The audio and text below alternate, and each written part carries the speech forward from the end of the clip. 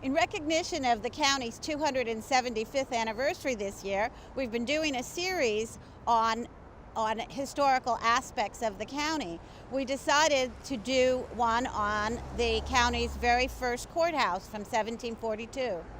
Behind me is the Tycon Courthouse building. It's named after the courthouse that was built here in 1742.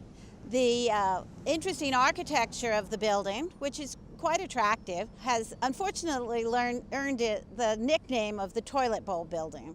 The courthouse in the 18th century was a social and commercial magnet. I mean, these people lived in very remote areas, and any excuse for both commercial and social reasons to get together, they would have really embraced. The court here in the 18th century dealt with a lot of routine matters that wouldn't surprise us today, such as road construction and taxes. But then there were some unusual ones. They, of course, had to deal with runaway slaves. They dealt with orphans. They would apprentice 1-year-olds and 2-year-olds as shoemakers or other trades.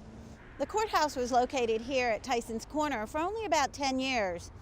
It moved in 1752 to Alexandria. When you drive by this building and look next to the sidewalk, you'll see a small stone with a metal marker on it. It states that the courthouse was moved in 1752 because of Indian hostilities.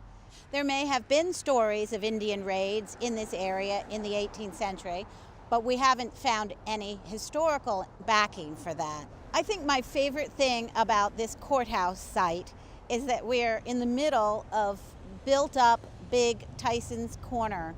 And here, tucked around behind this modern building, is this really old site of great importance to the county.